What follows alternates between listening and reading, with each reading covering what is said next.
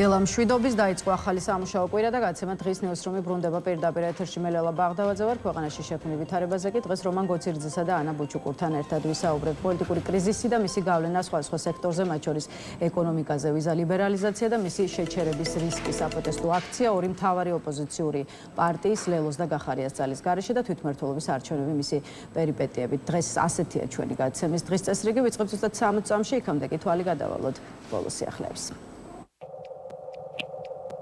მუნიციპალურ არჩევნებთან დაკავშირებით ცენტრალური საარჩევნო კომისიის ორგანიზებით საერთო სასამართლოების ადმინისტრაციულ საქმეთა განმხილველი მოსამართლეების სამუშაო შეხვედრა გაიმართა. მონაწილეებმა ორი დღის განმავლობაში ისეთი მნიშვნელოვანი საკითხები განიხილეს, როგორიცაა საარჩევნო ელექტრონული ტექნოლოგიების ცვლილებები კანონმდებლობაში, ელექტრონული საშუალებების შესაბამისობის აუდიტის შედეგები და საარჩევნო დავალებთან დაკავშირებული სასამართლო პრაქტიკა. რუსეთის ჯარებმა წუხელ კიევს რაკეტებით და უპილოტო საფრენი აპარატებით შეუტიეს. ბოლო ინფორმაციით დედაქალაქში დაიღუპა ერთი და დასჯავდა ორი ადამიანი. კიევის მერის ვიტალი კლიჩკოს ცნობით შევჩენკო, სოლომენსკის, დნეპრის და დარნეცკის რაიონებში ხანძრები გაჩნდა სახლებსა და არასაცხოვრებელ შენობებში, მათ შორის საბავშვო ბაღში. ისრაელის თავდაცვის ძალების სამხედროებმა ღაზას ჩრდილოეთ ნაწილში გაეროს დახმარების სატვირთო მანქანებით მოუდინში მყოფ ადამიანებს ცეცხლი გაუხსნეს, რის შედეგადაც უმცირე 67 ადამიანი დაიღუპა. ინფორმაციას ღაზას სექტორის ჰამასის მიერ მართული ჯანდაცვის სამინისტრო ავრცელებს. გაეროს მსოფლიო სასურსათო პროგრამამ განაცხადა, რომ ისრაელიდან გადასვლისა და საკონტროლო პუნქტის გავლის შემდეგ მალევე მის 25 სატვირთო მანქანისგან შემდგარ კოლონას მშიერი მშვიდობიანი მოსახლეობის უზარმაზარი ბრბო დახვდა, რომლებიც როლის ქვეშ აღმოჩნდნენ.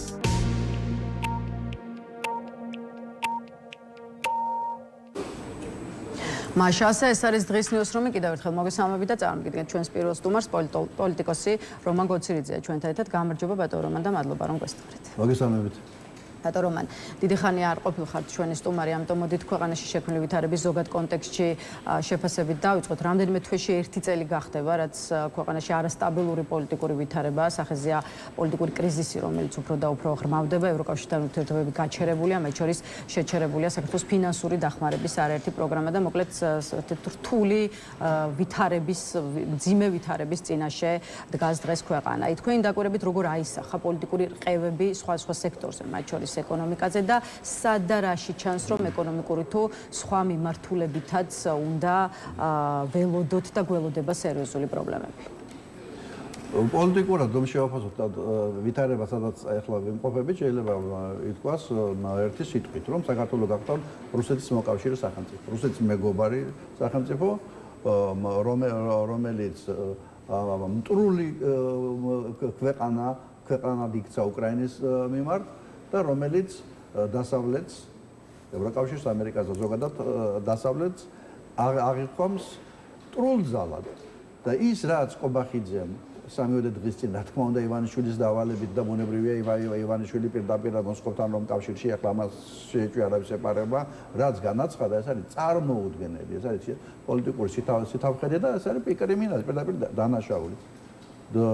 რომელ განცხადებას გულისხმობთ? მან თქვა, რომ ვიღაცამ და ზემოში ტრამპი არ ახსენა, ვიღაც deep state-მა თუ რაღაცამ ამერიკამ დააძალა ევროკავშირს, რომ თავისი ბიუჯეტის 5% მოხმარდეს თავდაცვასო.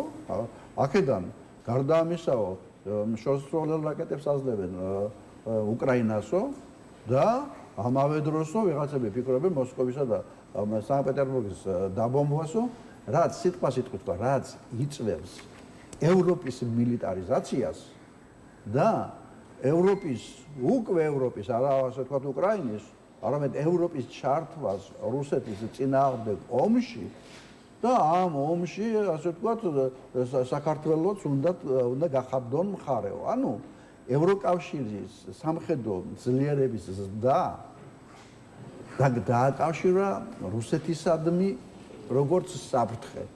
პირდაპირ ამერიკასა და ევროკავშირს განიხილავს როგორც ასე ვთქვათ აგრესორ ძალას აი ამ პატიოსანი რუსეთის წინააღმდეგ. წარმოუდგენელი რაღაცაა, რასაც ამბობს, მით უმეტეს ასეთი განცხადება არასდროს არ კეთდება სერიოზული დაფიქრებისა და პოლიტიკური კონტექსტის გარეშე. პირდაპირ უთხრა რუსეთს, რომ ჩვენ უკვე ბრუნდებით თქვენს ორბიტაზე. ბატონ რომან, პოლიტიკურ ნაწილში ქართული ოცნების პოზიციონირებას ჩვენ ისევ დაუბრუნდებით, იმიტომ რომ აუცილებლად ვისაუბრებთ ვიზა ლიბერალიზაციაზე, იქამდე რაც შეეხება ეკონომიკურ და სხვა სექტორებთან დაკავშირებულ მიმართულებას.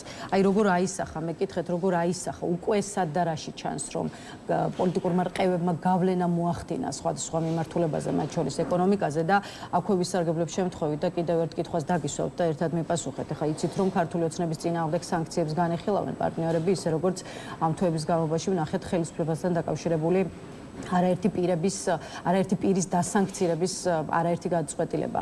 ხა ევროპარლამენტის ბოლო რეზოლუციაში საერთოდ SWIFT-დან ჩახსნის მოწოდებაც კი არის გაჟღერებული ევროკავშირის მისამართით. პროცესების ასეთ განვითარებას თუ ელოდებით, ესეც მინდა დამატებით გითხოთ. ამ პოლიტიკური იზოლაციის შედეგი არის ის, რომ საქართველო ფაქტობრივად იქნება გარიყული დასავლური ეკონომიკური ცხოვრებიდან.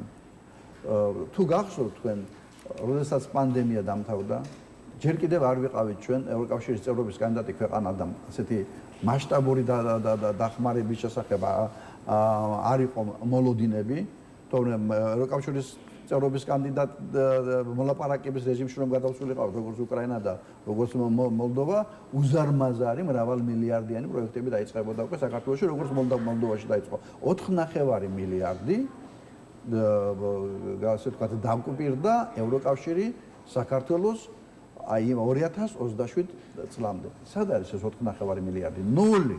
მაგრამ სამაგიეროდ აგერ ერთი კვირის წინ ახალი ინფორმაცია გავიგეთ, რომ 2027 წლამდე 2.5 მილიარდს მიიღებს სომხეთი, რომელიც საერთოდ არ არის ევროკავშირის წევრი ქვეყანა არც, თავისუფალი ვაჭრობის არც, უიზრო რეჟიმშია, ეგრეთ წოდებული ოდეკების წევრია და ეს ოდაკების თუ რაღაცა სამხედრო ალიანსია ნატოს საწინააღმდეგო რუსეთის მიერ შექმნილი და DST-ის წევრი ქვეყანა, მაგრამ სომხეთი უკვე დაადგა სხვა გზას და 2 მილიარდ ნახევარი, აქედან 270 მილიონი არის საჩუქარიანო გრანტი და დაახლოებით 800 მილიონი ლარი, რომ გადავიყვანო და დანარჩენი IAFI კრედიტები, რომელიც ხშირად გრანტ ელემენტი ძალიან დიდია და დაბრუნებისას მისი ნახევარიც არ იქნება გადასახდელი. ეს ერთი მაგალითი მხოლოდ ევროკავშირიდან რა დავკარგეთ.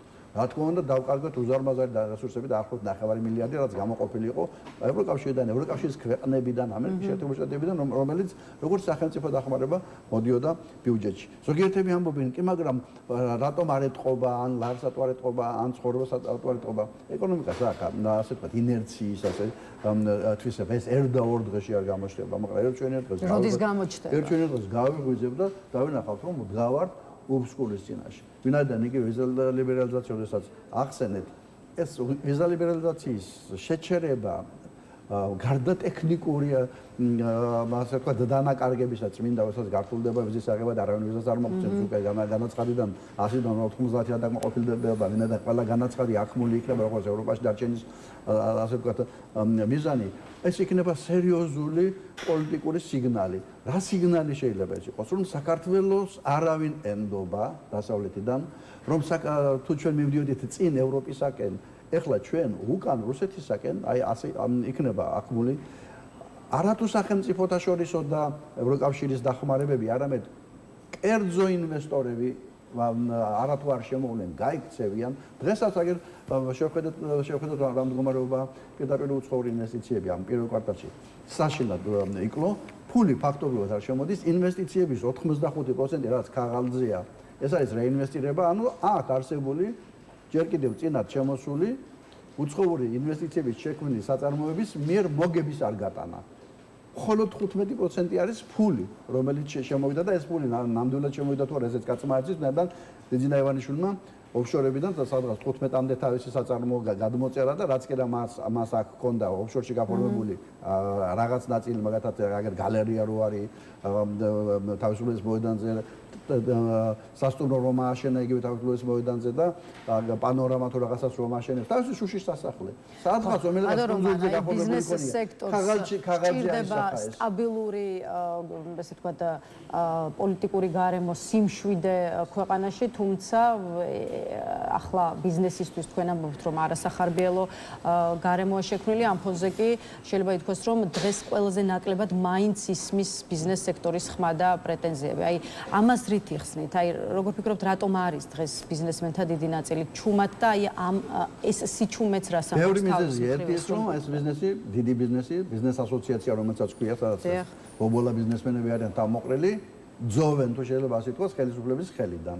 ისინი იღებენ ტენდერებს, ისინი აშენებენ გზებს, სპორტის სასახლეებს, თუ რაღაც ინფრასტრუქტურის სხვა სახის პროექტებს. ნებისმიერი ქუჩა, რომელიც თბილისში შენდება თუ რემონტდება, იგივე ვაკის პარკი, რომელიც უნდა დამთავრებულიყო 35 მილიონად, მთელი ვაკის პარკი 35 მილიონ ლარად 22 მილიარდი დაიხარჯა მხოლოდ ნახევარში და ეხლა ტენდერი გამოაცხადეს მეორე 34 მილიონზე და 70 მილიონამდე იხარჯება იმაში, რომელიც მის ნახევარფასად დამთავრებულიყო და ესეც არ ეყოფა. ანუ იძარცვება ბიუჯეტი, ეს ბიზნესი შემდეგ ღებულობს სხვადასხვა სასათბურო მდგომარეობაში სხვადასხვა პროექტებს. ყველა ბიზნესმენი, რომელიც ამ ასოციაციაშია, რამდენიმე გამოკლებით აშენებს თბილისში ცათამბჯენებს, არიან ივანიშვილის აპოლოგეტები, ფულს უხდიან ქართულ ოცნებას, რეკლამას აძლევენ პროპაგანდისტულ არხებს და აგერ უკვე რაღაცა აქციები დაიწყო საქართველოს ბანკის წინააღმდეგ, რომელმაც 500,000 ლარი პირველ კვარტალში და ეს არის ოფიციალური ინფორმაცია კომუნიკაციის ეროვნული კომისიიდან ოფიციალურად გამოქვეყნებული და ამიტომ იყო შოკის მომგვრელი და 0 ლარი გადაურიცხა სხვა კომპანიებს. მე გადავამოწმე ყველა, რაც სტატისტიკაში იქ იყო და კიდევ ერთხელ პალიტრა მიიღო 0 ლარი ამ პირველ კვარტალში საქართველოს ბანკიდან, რომელიც ყველაზე დაბალანსებული ტელევიზია და ჯერ კიდევ ხანდახან ხოცები ახაც კი გამოჩნდებიან და რომელიც ყველაზე ნაკლებად არის პოლიტიკურად მიკერძოებული და შეიძლება ითქვას, რომ ასე ვთქვათ, თუ კი რამეს დაბალანსებული შეიძლება ეწოდოს საქართველოში დღეს მედია საშუალებას განახართ, კავკასია მიიღო 0 ლარი მთავარი გადახურული იყო 0 ტელევიზორმა, ანუ მე რეკლამასათო ვახსენებ, ისინი ერთია რომ ეხმარებიან, მეორე მხრივ ირიბად აგერ პროპაგანდისტულ საშუალებებს აფინანსებენ და სხვა ბიზნესი რატომ იქცევს, ერთ შეშინებულია. მეორე პასუხისმგებლობის გზნობა არა აქვს. დღეს ბიზნესი თუ კი რაღაც ფორმით დაცულია და დღეს არავინ არ არის საქართველოში დაცული, აგერ ახალგაზრდებს ციხეში ყრიან პროტესტში, ასე ვთქვათ, მონაწილეობის გამო.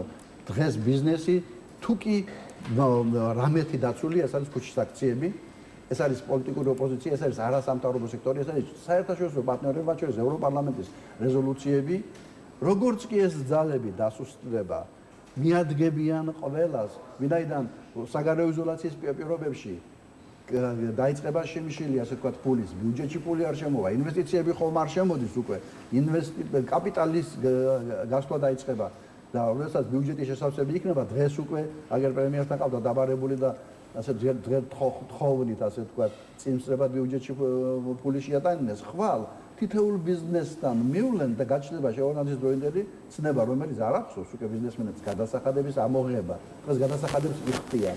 შეურაცხმის ინსპექტორი შედიოდა. ნახევარს ბიუჯეტში იხდიდა, ნახევარს ჯიბეში მეკონდა. ამიტომ ბიზნესმა უნდა გააცნობიეროს. ელემენტარულად მიიტანე რეკლამა ტელევიზიებში. მიიტანე რომ თუნდაც გაბედე და საკუთარი თავი გადაერჩინე. ვინაიდან დღეს სხვა დამხმარე არავინ არ აყავს თუ არა ისევ თავისუფალი მედია და მედიაში ნათქვამი ასე თუ ისე მაინც დღეს ახდენს გავლენას ხელისუფლებაზე, ვინაიდან მაინც ფიქრობს არჩევნებზე და მაინც ფიქრობს რეიტინგზე. ამიტომ ყველა გადაცემა, რომელიც ხელისუფლების აშკარა კორუმპირებულობასა და დანაშაულს ამ ხელს გარკვეულწილად მაინც ანგარიში გასაწევი ხდება მათ მიერ.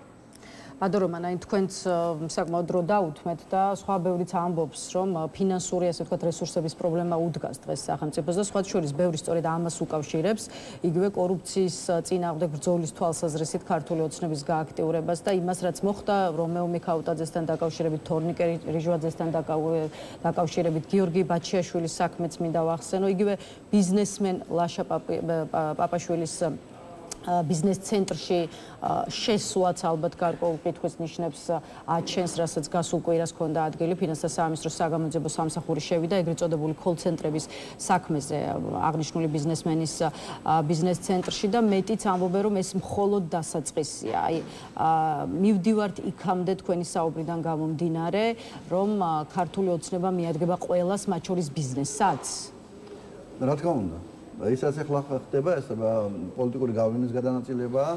უკვე მეორეჯერ ყრიან ასე ვთქვათ სახელმწიფო ამ სტრუქტურებიდან ღარიბაშვილის კადრებს გახსოვს უბრალოდ ისე გაუშვეს რომ რა ის სასაცილო გამონათქვამი რომ ივანიშვილმა თქვა რომ კარგი ბიჭია მაგრამ ნათესავებმა შეჭამეს ასე ვთქვათ ქვეყანაო და მე ღარიბაშვილმა თქვა რომ არავის ვიღაც ნათესავი რომელიც იყო ჩემ ნათესავი არ არისო ცოლის ნათესავია და გახსოვს ეს გამონათქვამი რომ ცოლის ნათესავი არ არისო მეორეჯერ ეხლაც გაუნადგურეს ასე ვთქვათ მისი კადრები ერთია მიდის შიდა ასე პოლიტიკური ბრძოლა და თბილი ადგილისთვის ბრძოლა ივანიშვილის გვერდით და მეორეა რა თქმა უნდა ქონების გადანაწილება და რესურსების გადანაწილება ის რაც ახლა მიდის თუნდაც იგივე მიქავტაძე რომელიც თქვენ ახსენეთ ეს კორუმპირებულთა სიაში მე ასე კი არა მე 1000 ადგილზე არ იქნება რაღაც 100 თუ 600 დოლარს ედავებიან ეს ბობოლა ასე ვთქვათ იგივე ბიზნესმენები თუ ხელისუფლებასთან დაკავშირებული ჩინოვნიკები მთავარი მეფტამეები ვიღაც დეპუტატს 50 საათი აქვს მაშინ და დადეკლარირებული იძულებულია და საათს გაიკეთებ ჟურნალისტი მოგადგება და გეტყვის იცის იმავე დღეს და დაგუგლავს და ფასს გაიგებს ან კულტურის მიზნის მოადგილეს 8500-იანი ჩანთა აქვს ერთი და მეორე ჩანთა 5000-იანი 40000 ლარიანი ჩანთა იმიტომ დაადეკლარირა რომ დაჭერა უნდა ხელში და ვერ იტყვის სტამბოლში ვიყიდე 30 დოლარად ქუჩაში აი ასეთი თავგასულები არიან და თან ფული როგორ ვიშოვეო 2.7 მილიონი მერიამ გადაურიცხა რომელიღაც ფირმას კონცერტების მოსაწყობად და 10% მერგო კონსულტაციისთვის. ანუ შუამავალი იყო ჩვეულებრივი ვაჭარი. და ეს არის კორუფცია, ხომ? 270 X-ად 2.7 მილიონი გადარიცხა იმ საქმეს გააკეთებდნენ 1 მილიონად. იძარცვება ბიუჯეტი და მიადგნენ უკვე ბიუჯეტში, შესაძაც უკვე უკმარისობა არის ამ ბიზნესებს. ეს ეხლა ეს შიდაომი რაც მიდის, ეს არ არის ბიუჯეტის შევსებისთვის. ეს არის ასე ვთქვათ, მოპარული ქონებების გადანაწილებისათვის. ხოლო რაც შეეხება საბიუჯეტო დანაკლისს, ჯერჯერობით ესენი აკეთებენ ბიზნესთან დიალოგის გზით, აი 10 დღის წინ რომ ბიზნესი და ღარიბაშვილმა ხვალ უკვე კი არ თხოვენ, ხვალ მოთხოვენ, ზეგ ძალით ამოიღებენ. ასეთი არის ლოგიკა, როდესაც დაგეგმილი რაღაც ბიუჯეტი როდესაც პენსიას ვერ დაარიგებ და ხელსაწყოებს ვერ დაარიგებ, მე მიდიხარ უკვე საკუთარი ასე ვთქვათ მომხრეების განკულაკებამდეც კი დღეს რუსული გამონათქვამია ასეთი ურტყი შენს რომ შენიანს რომ ხრესიანებს ეშინოდეს. ეხლა ურტყამენ ჯერჯერობით თავისიანების რაღაც ნაწილს შიშის ატმოსფერო უნდა შექმნან და მე გაფრთხილებაა ეს რომ აი ვინც არ იქნებით აი ამ რუსული რეჟიმის სამსახურში შემდეგ როცა დაგერ ჩემიანს ვიჭერ ჩემიან და სპეციალურ თილად იყავთ შენ დაგიჭერ. ანუ რეპრესიების გამოვლენა უკვე ხელისუფლების მათ შორის კრიზისის, მათ შორის ეკონომიკურ ფინანსურ სფეროში კრიზისის გამოხატულება. და ამ კრიზისის გამოხატულების დიდი სურათი შეიძლება წარმოიდგინოთ ასე რომ თუ ვიზა ლიბერალიზაცია გაუქმდა. ამას აუცილებლად მოყვება თავისუფლად ვაჭრობის გაუქმება. მე აგერ თქვენ ახსენეთ აბსოლუტურად სწორად სივრციდან გათიშვა უკვე რეალურად ამ საკითხზე ჩაგეკითხებით მოდით ბატონ რომან თუ შეიძლება და მე ვიზა ლიბერალიზაციასთან დაკავშირებული თემა მინდა კიდევ უფრო მეტად გავშალოთ. აი ამ ფონზე, როდესაც ვთქვათ ევროპარლამენტის რეზოლუციაში გაჩნდა მოწოდება მოხდეს SWIFT-დან ჩახსნა, ვრცელდება ინფორმაციები რომ აქტიურად განიხილება ჩინეთის ტრანსსასაზღვრო ბანკთა შორისი გადახდების სისტემასთან თანამშრომლობა, თუმცა თავისუფლად ეროვნული ბანკი არ ვრცელებს განცხადებას და ამტკიცებს, რომ ჩინური სისტემა განიხილება როგორც გადახდების დამატებითი საშუალება, რეგიონული დივერსიფიკაციის მექანიზმი და არა SWIFT-ის ჩამნაცვლებელი სისტემა. ხო, აი რამდენად შეიძლება იყოს ჩინეთის აი ტრანსსასაზღვრო ბანკთა შორისი გადახდების სისტემა SWIFT-ის ალტერნატივა თუ ამის საჭიროება დადგა თქვენი აზრით და ზოგადად აი ამ ჩინურ საგადასახადო სისტემასთან სისტემის საკითხზე რას ფიქრობთ ესეც გითხრათ? ეს ჩინური სისტემა არის ანგარიშორებისგან გადახდის სისტემა. ეს არის ისეთივე როგორც არის SWIFT. SWIFT არის მთელ მსოფლიოში არ არსებობს ისეთი ფინანსური ინსტიტუტი და არა მხოლოდ ბანკი, რომელიც არ იყოს მასში გაერთიანებული და ანგარიშორება გადარისხვა ხდება SWIFT-ით. დოლარებში, ევროებში. ანუ დასავლეთის ქვეყნების ვალუტებში. რატო შეიქმნა 2015 წელს ეს სტრუქტურა? შეიქმნა სანქციებისაგან გვერდის დასავლელად, იმიტომ ჩინეთმა ძალიან კარგად იცის რომ ის ხან ირანს აეხმარებოდა, ხან ჩრდილოეთ კორეას. ჩრდილოეთ კორეა იქამდე და გათავხედდა რომ უკვე ჯარს აგზავნის უკრაინაში საუბრად და კურსკში 20-30,000 კორეელი მონაწილეობდა. კორეა ნაბიჯს ვერ გადადგამს ჩინეთის გარეშე. ვინაიდან დღეს თუ კი არსებობს აი ეს დიქტატორული რეჟიმი, ეს რეჟიმი სულდგმულობს რუსეთისა და ჩინეთის მხარდაჭერით. და რუსეთი რისი მხარდაჭერია უკვე იქით შეა კორეიდან რაკეტები, ჩინეთი არის ამ რეჟიმის ასე ვთქვათ მთავარი სპონსორი. უკვე ჩვენ ხედავთ რომ ჩინეთი გადაიქცა არა მხოლოდ ანტიდასავლურ, ანტიუკრაინულ ძალად, ეხმარება რუსეთს უკვე. ჩინეთი არ არის ის ჩინეთი, რომელიც ჩვენ უკრაინის ომამდე გვეგონა, რომელიც შევარდნაძის დროს აბრეშუმის გზა, ჩვენთან ვაჭრობა, აგერ შუა დერეფანი ცენტრალური აზიიდან და ასე შემდეგ. უკრაინაში რუსეთის აგრესიის შემდეგ ჩინეთი გახდა უკვე მხარე ბოროტების, ასე ვთქვათ, აი ამ იმპერიის ნამსხვრევების მხარდაჭერი. ამიტომ ეს სვიფტი რომ შექმნა, ანუ ანტისვიფტი, ანუ ჩინური ანგარიშვალების სისტემა, აქ მოიყარა თავი უკვე ამ სანქცირებულმა ირანულმა ტრანზაქციებმა რუსეთი ვინ გადაარჩინა მისი ეკონომიკა ჩამოშლისაგან. მიუხედავად ამისა, რომ სრულ იზოლაციაში აეროფრენები არ არის და ასე შემდეგ და მე-18 პაკეტი მიიღო ორი დღის წინ ევროკავშირმა და 400 გემი ასე ვთქვათ დაუსანქცირეს ტანკერი, რომელსაც ეს ფარული ფლოტიკია გადაქონდა რუსული ნავთობი და დაემატა 22 ბანკი. რითი სულდგმულობს? ფოტოშორის საქართველოთი თურქეთით, იმიტომ რომ საქართველოს გზა სანქციების გვერდისავლის გზა, ეგრეთ წოდებული პარალელური იმპორტი 350,000 ტრაილერი გადის წელიწადში საქართველოს ტერიტორიიდან. ეს არის თურქეთი სამწუხაროდ საქართველოს გავლით, ეს არის ცენტრალური აზიის ქვეყნები, იგივე ყაზახეთი და ძირითადად ყირგიზეთი, საქართველოს შემოტანილი მანქანები და ეს მანქანები არ არის მსუბუქი მანქანები, ბულდოზერები და სხვა, დასავლური ძალიან ბევრი სიუჟეტები იყო, BBC-ს და სხვა სიუჟეტები, ტრაქტორები, რომელიც შემდეგ ფრონტზე გამოიყენება უკრაინის წინააღმდეგ. ეს არ არის მხოლოდ ასე ვთქვათ ტოიოტები და რაღაც მანქანები და ჩინეთი, ნედან რუსეთის ბანკები 25-მდე ბანკი დასანქცირებული იყო, ახლა 22 დაემატა და სექტემბერში 50-მდე ბანკია, მაგრამ რუსეთში 300 ბანკია. დანარჩენი ბანკები ჩინეთში ხსნიან ანგარიშებს სწორედ აი ამ ასე ვთქვათ საგადახტო სისტემის მეშვეობით და ჩინური იუანი გახდა რუსეთის ეკონომიკის ფინანსური ასე ვთქვათ აი ამ სისტემის გადამჩენი. რა მოხდა საქართველოში? ეროვნულ ბანკში ჩამოვიდა ამ სისტემის პრეზიდენტი. ეს წარმოუდგენელი რაღაცა არის. ჩინეთს შეიძლება ვიღაც კლერკი გამოეგზავნა ამ სისტემის რიგითი თანამშრომელი. რას ნიშნავს აი ეს რანგის მაღალი თანამდებობა, ამ რანგის ხო, მაღალი თანამდებობის პირის ჩამოსვა რას გეუბნებათ? რა შეიძლება მზადდებოდეს? ეს უპრეცედენტო შემთხვევაა. ასე დააფასეს საქართველოს ეროვნული ბანკი ჩინელებმა, რომელიც ამ სისტემის პირველი პირი ჩამოდის, მეორე ჩამოსული იყო, ან მე-10 მნიშვნელობა რა მნიშვნელობა არა, უკვე სერიოზული განაცხადია, რომ საქართველოს ეუბნებიან, თუ სვიფტიდან გაითიშე, როგორც რუსეთი, აი აგერ რა გზაც გაიარა რუსეთმა და ირანმა, იმ გზით აგერ ჩვენ დაგეხმარებით და ფაქტობრივად უკვე ემზადებიან სვიფტიდან გასათიშეს. სვიფტიდან გათიშოს ვერაფერი ჩინური იუანი ვერ შორის, ეს იქნება კატასტროფა. და კიდევაც ხალხი გამოვადა ხელისუფლებას და ამხობს ვინაიდან ჩვენი ემიგრანტი ერთ-ერთს ვერ გადმოიწყობს უცხოეთიდან და კიდევ 2.5 მილიარდი მოდის ტურისტი არ ვერ შემოვა ბარათი არ იქნება ხელში და საერთოდ კატასტროფა იქნება, მაგრამ აქეთკენ მიაქანებენ ქვეყანას, ამიტომ ვიზო რეჟიმი მარტო ამით არ დამთავრდება და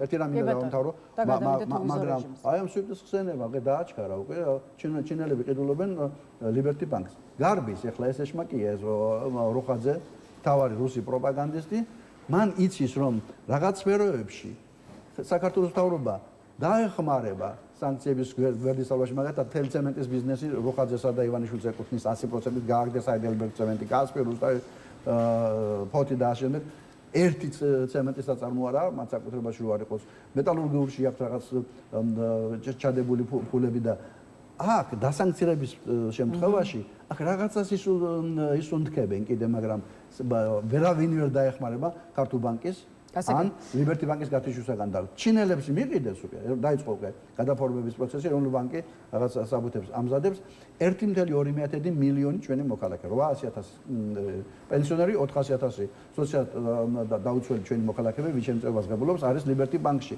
და გახსოვთ TikTok-ის გაგდება რომ უნდა ამერიკიდან იქ სადაც პერსონალური ინფორმაციები გროვდება, მაგალითად იანდექსში რო ჩაჯდები ტაქსში, უკვე მოსკოვში მიდის შენი ბინის მისამართი და სად მიდიხარ და შენი ტელეფონის ნომერი და სხვა პერსონალური მონაცემები.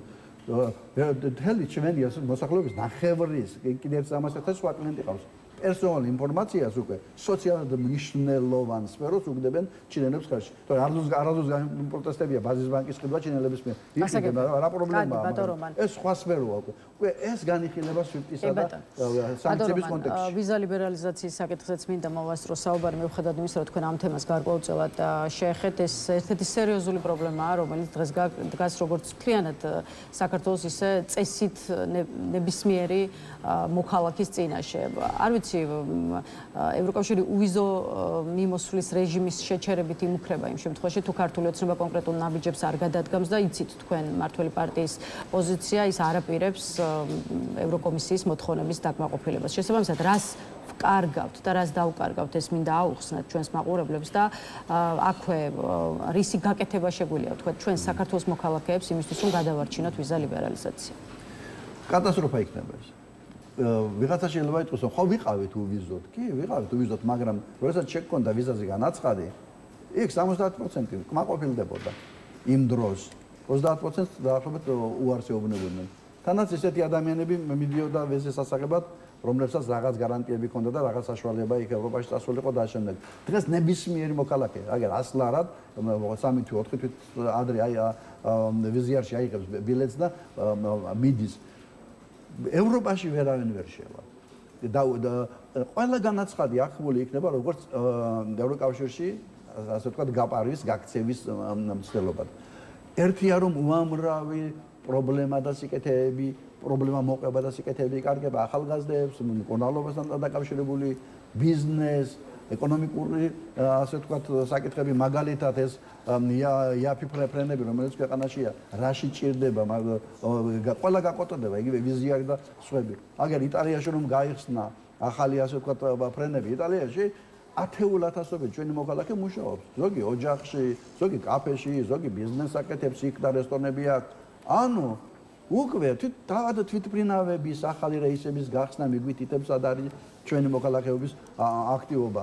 როგორც კი ეს ჩაიკეტება, უკვე ეკონომიკის ეს, ასე ვთქვათ, სატრანსპორტო თუ სხვა მხარეებიც გადაიკეტება. ამას დამატებული ის, რომ მას ექნება უმძიმესი პოლიტიკური შედეგი. რას ვკარგავთ, თორსა ამბობთ, ხომ ვკარგავთ ფულს, ხომ ვკარგავთ ჯანმრთელობის გადარჩენის საშუალებას, ვკარგავთ ნდობას. ეს იქნება ისეთი განაცხადი, რომ საქართველო არის უკვე გარიყული ქვეყანა ირანი, რუსეთი, ჩრდილოეთ კორეის და ბელორუსის მსგავსად, რეგიონის სხვა ქვეყნები, როგორც არის სომხეთი, ევროკავშირში მიდის, აზერბაიჯანი, აგერ პირდაპირ აუმხედდა რუსეთს და კომპენსაციას ხობს ჩამოგდებული თვითმფრინავის სანაცვლოდ და გუშინ საერთოდ რუსეთის ტელევიზიები აფეთქდა აი ეს ფაშისტები რომ არიან ზახაროვა და სხვები თავს დაესხდნენ ალიევს და რას უზამენ ალიევს, გვერდით თურქეთი უდგას, ალიევმა აზოვსტალის მეომრების სამხედრო ესენი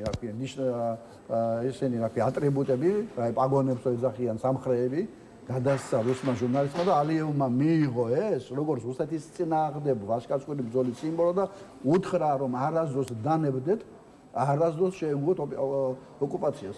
პირდაპირ ანტირუსულია ნაბიჯები გადადგა უკვე აზერბაიჯანმა და ვინ რჩება აქ რუსეთს ასე ვთქვათ მოკავშირედ. ერთადერთი აი ეს ჩამოძონძილი უტვინოების რა ხალხი დგას, რა სახეები აქვს, რა ენით ლაპარაკობენ. აი კომუნისტების დროს ბრიგადირები იყო, ეგეთი ცნება კოლმეურნეობაში. სოფელი ბრიგადებად იყო დაყოფილი. აი ამ ბრიგადირების დონის და ინტელექტის მქონე ადამიანებია დღეს ივანიშვილის აი ამ გუნდში შემოკრებული. და ბუნებრივია რომ ეს უკვე იწევს დასავლეთის გაუწყობებას, რაც ვახსენე შემდეგ თავიდან. ამას უკვე მოყვება ინვესტიციების შემცირება, ყველანაირი დახმარებების შემცირება და სრული სოციალური და პოლიტიკური იზოლაცია. იზოლაცია ნიშნავს სიღატაკეს. თუ კი იზოლაციის პირობებში დღეს ხალხი ევროპაში მაინც გარბოდა და იქიდან უკვე 12%-ით გაიზარდა ამერიკიდან და ევროპიდან გადმორიცხვები. ანუ სამწუხაროდ ხალხი მიდის, მაგრამ ის ხალხი აკავრობას არ ჩენს და ეკონომიკას არ ჩენს. მერე სად წავა? წავა ისევ რუსეთში და უკვე სხვა კუთხითაც ვებმებით, ასე ვთქვათ, რუსულ სივრცეს. ანუ რაცაც ხელისუფლება ჩადის, ამას მარტივად ქვია ღალატი და მორალურად. და სამართლებრივად ამას ქვია დანაშაული და ამ დანაშაულზე ყველა აგებს პასუხს. მადლობა ბატონ რომან იმისთვის რომ დაგვითმეთ დრო და უპასუხეთ ჩვენს კითხვებს. დაგემშვიდობებით რომან გოცირიძე სტუმრობდა დღის ნიუსრუმს. ახლა რეკლამის შემდეგ ანა ბუჩუკური შემოგვერთდება, ასე რომ დავაერთოთ.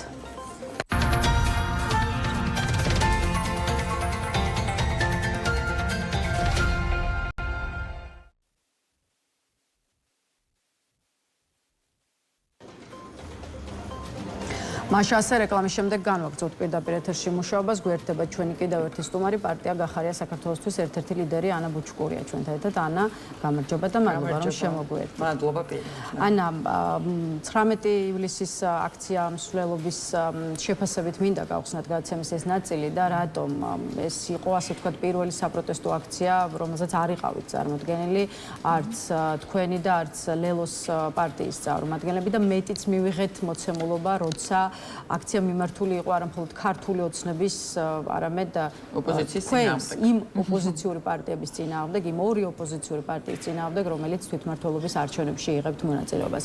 რამდენად განერვიულებთ ის ფაქტი, რომ აი თბილისში ტარდება საპროტესტო აქციები უკვე, სადაც თქვენ ასე ვთქვათ უხეშად გითხავთ, არ მიგესვლებათ.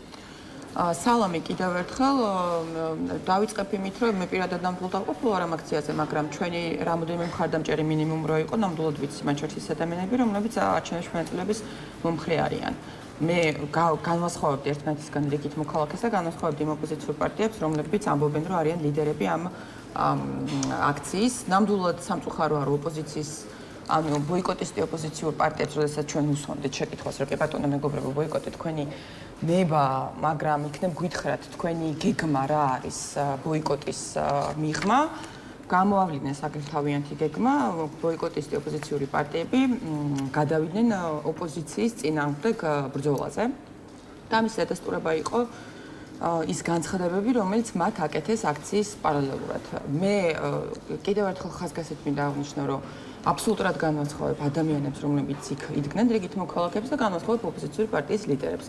მივიღეთ მოცემულობა, რომ ოპოზიცია, ანუ ბოიკოტის ოპოზიციური პარტიები ივანიშვილის ნაცვლად ფაქტია, რომ გადასულები არიან ოპოზიციის წინააღმდეგ ბრძოლაზე. ისინი გამოდიან და ამბობენ, რომ ჩაატარებენ კამპანიას და რეგიონში ივლიან ოპოზიციის წინააღმდეგ. აქამდე მივალთ, იქამდე აი ის მოცემულობა მინდა შევაფასოთ, რომლის წინაშეც დადექით.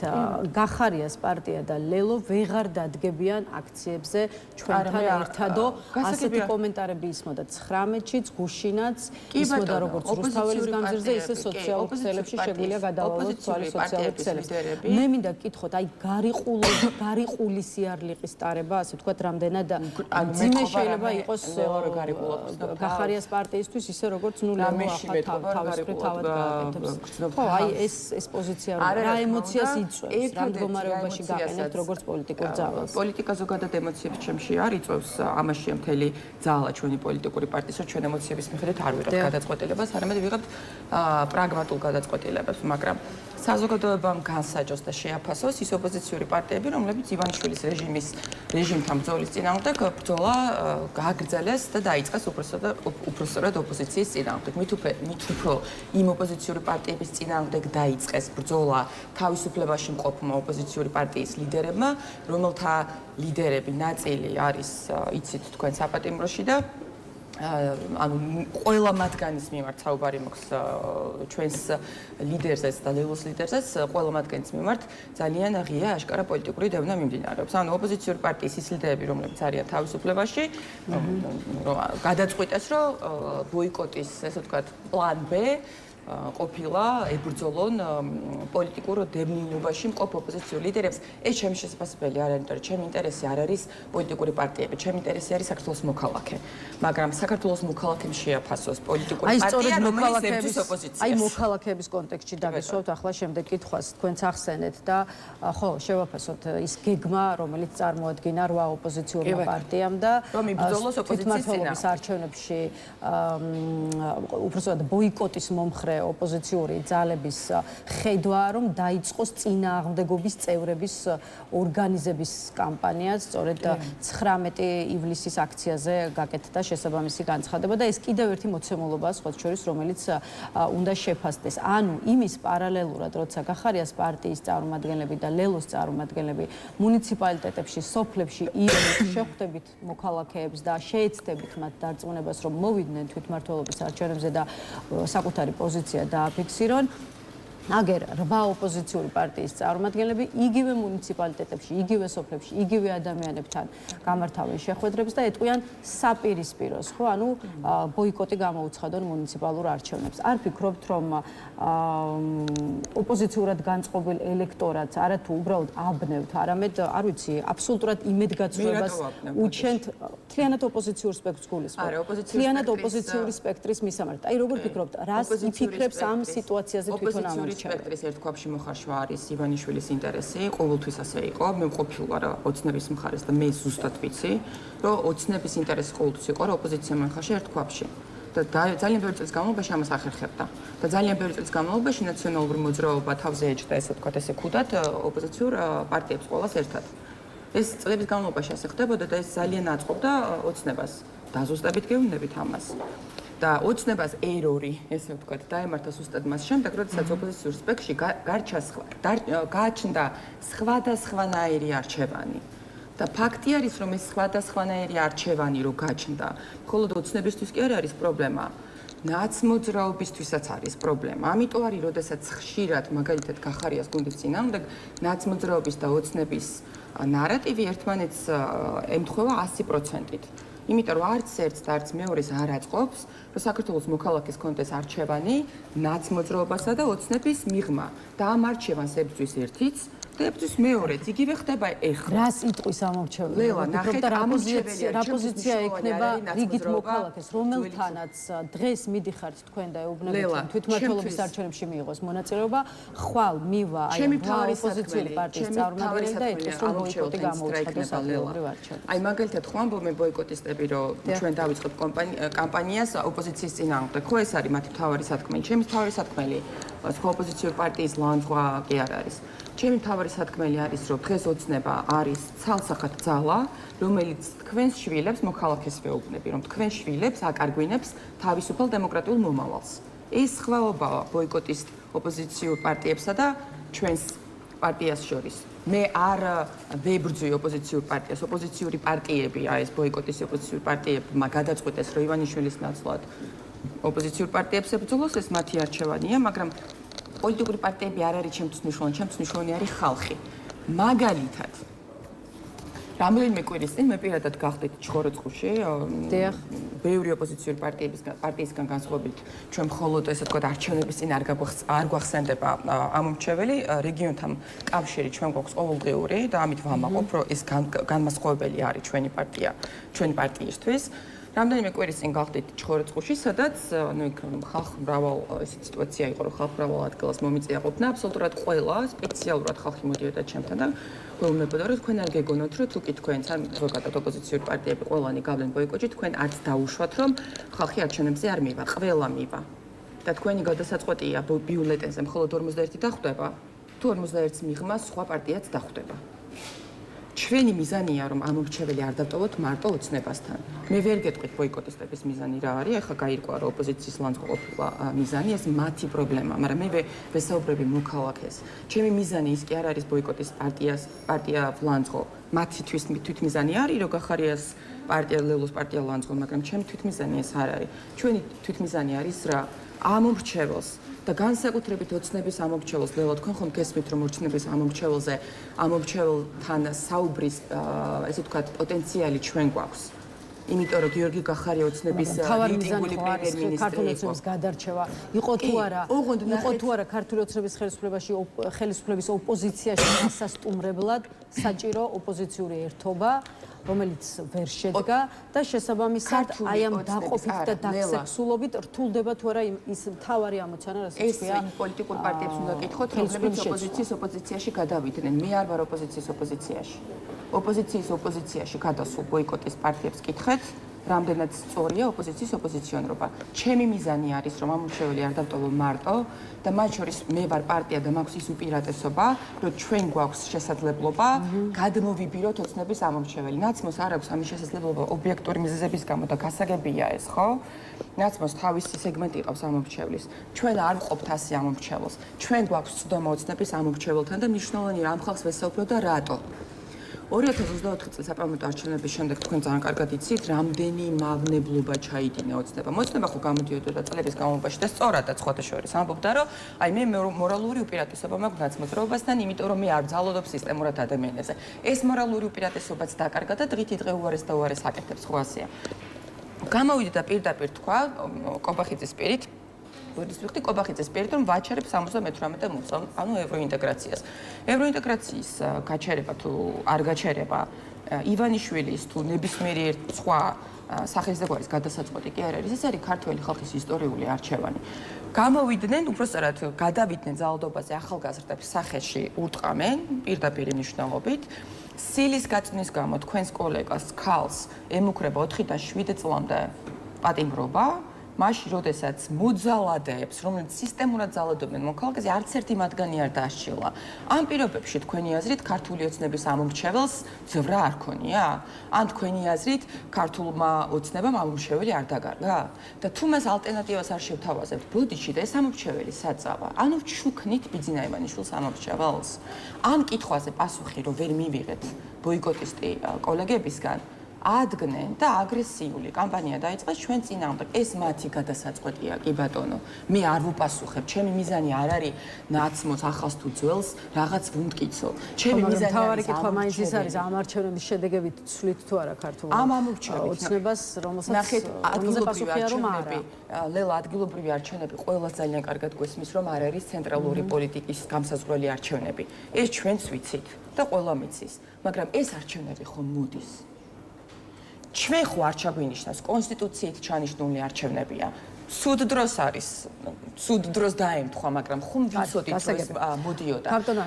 ლელა, აი ერთს ვიტყვი, სუდსა და უარეს შორის რომ მოგვიწევდა არჩევანის გაკეთება ამ არჩევნებთან მიმართებით ოპოზიციამ ხო თავიდანვე ვიცოდით. ჩვენ ხო რაღაცა არ დაუფრინავთ, ხო რაღაცა ვარ. უშუალოდ თვითმმართველობის არჩევნებს რაც შეეხება, ხო ვიცით რომ სამზადისი დაწყებული გაქვთ მათ შორის, როგორც ცალკეული წევრის განცხადებებიდან ვიგებთ, ასე ვთქვათ, თქვენ და ლელო ერთობლივად შეუდექით როგორც მერობის, ისე მაჟორიტარობის კანდიდატების შერჩევას. ეს პროცესი როგორ მიდის, ესეც რომ გითხრათ, რამდენად ახერხებთ ერთიან პოზიციას მისვლას კონკრეტულ კანდიდატთან მიმართებაში და უკვე ხომ არ გყავთ კონკრეტულ ოლქებში ერთობლივად შერჩეული კანდიდატი. დავიწყებ ლელა იმით, რომ ჩვენ კანდიდატების წარდგენ, ჩვენ რა ზოგადად პოლიტიკურ პარტიების კანდიდატების წარდგენის ვადა გვაქვს სექტემბრის დასაწყისამდე. ამიტომ რა თქმა უნდა, ახლა სულელები უნდა ვიყოთ, რომ ეს ვადა არ გამოვიყენოთ ბოლომდე, ხო, რა თქმა უნდა, ამ ვადას მაქსიმალურად გამოვიყენებთ ჩვენც და ლელოც ცხადია და გამოვიყენებთ იმისთვის, რომ მაქსიმალურად მისაღები კანდიდატები იქნას შერჩეული.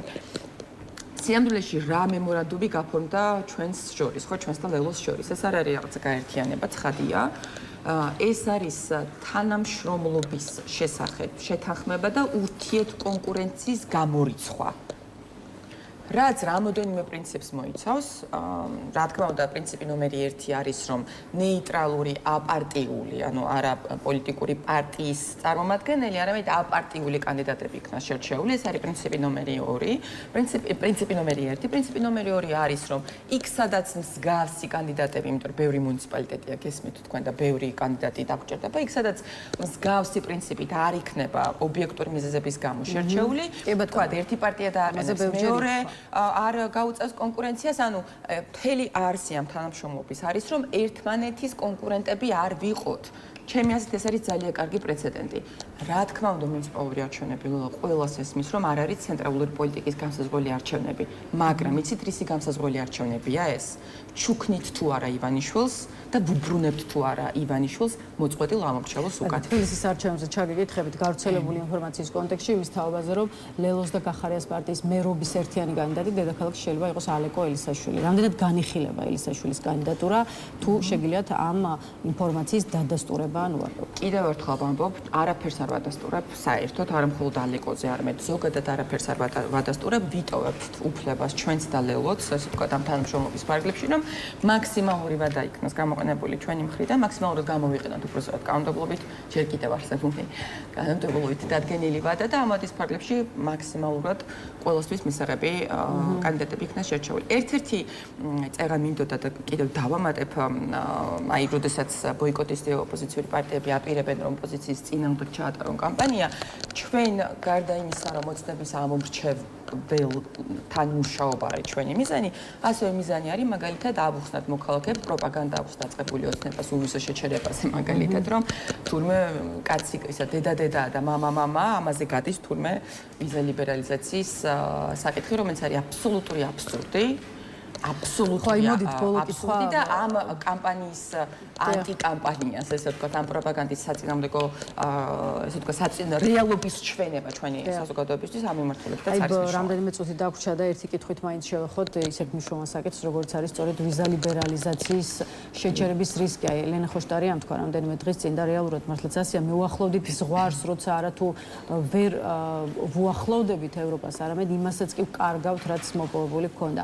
რამდენად შესაძლებელი გგონიათ ვიზა ლიბერალიზაციის გადარჩენა და რამდენად მუშაობს ამ შემთხვევაშიც მთლიანად ოპოზიციურ სპექტრზე ალბათ ვერ მიპასუხებთ, ამიტომ უშუალოდ თქვენს პარტიაზე გითხავთ. უშუალოდ თქვენი პარტია იმისთვის, რომ დაარწმუნოთ პარტნიორები ამ გადაწყვეტილებამდე არ მივიდნენ. რა თქმა უნდა, ანუ მაშინ, როდესაც ოპოზიციის ნაწილი ოპოზიციის წინააღმდეგ მუშაობს, ჩვენ გეტყვით, რაზე ვმუშაობთ.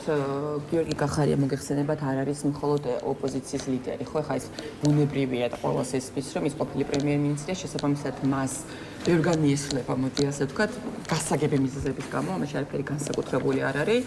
იმიტომ რომ ის იყო საქართველოს პრემიერ-მინისტრი, რომელსაც პატივს სცემდნენ ჩვენი პარტნიორები. თქვენ იცით, რომ სამშაბათს 15 რიცხვში, მაგალითად, როდესაც მინისტერიალი შეხვედრა იყო ბრუსელში, ერთ-ერთი თემა, რაც განიხილებოდა, იყო საქართველოს საკითხი. ზუსტად მაგ დროს გიორგი კახარია ხვდებოდა ევროკავშირის წევრი სახელმწიფოების საგარეო საქმეთა მინისტრებს და მათ არწმუნებდა რაში.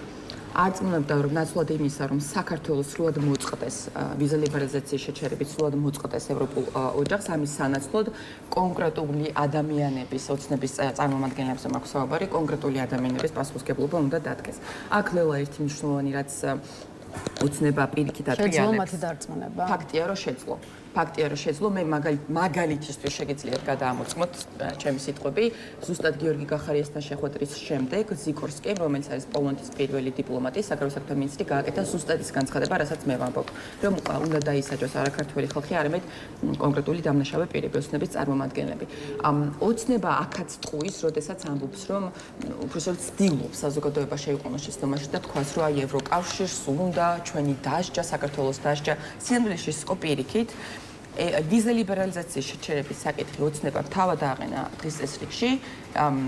თავიდან ევროკავშირის ფარგლებში განიხილებოდა კონკრეტული პირების დასანქცირება. თავიანთი პერსონალური კავშირებით საუბარი მაქვს, იცით თქვენ ფიცოზე და ორბანზე, პერსონალური კავშირებით დაალაგა ბრჭყალებში ოცნებამ ისე, რომ მე არ დამსაჯო. მე და ჩემი ოჯახის წევრები ჩვენ გვინდა რომ კარგად ვიცხოვროთ და ჩვენი მოპარული ფული შევინარჩუნოთ, მაგრამ სანაცვლოდ კი ბატონო ქვეყანას რაც გინდათ ის უქენით. ამიტომ ვიზა ლიბერალიზაციის შეჩერების საკითხი დღეს წესრიგში დააყენა თავად ოცნებამ, რომ გადაეჩინა საკუთარი მოპარული ფული. ჩვენ პირიქით მუშაობთ იმაზე, რომ ვიზა ლიბერალიზაცია, როგორც უკანასკნელი დარჩენილი პოლიტიკურ-სამართლებრივი კავშირი ევროპასთან შევინარჩუნოთ და პასუხი აგონ დამნაშავეებმა. ქართველი ხალხი დამნაშავე არ არის. დიდი მადლობა სტუმრობისთვის. დაგემშვიდობებით. ანა ბუჩქური პასუხობდა ჩვენს კითხვებს. დღეს ნიუსრუმი ამით დასრულებულია. ერთმანეთს უკვე ხვალ 11-ზე შევხვდებით. ნახვამდის.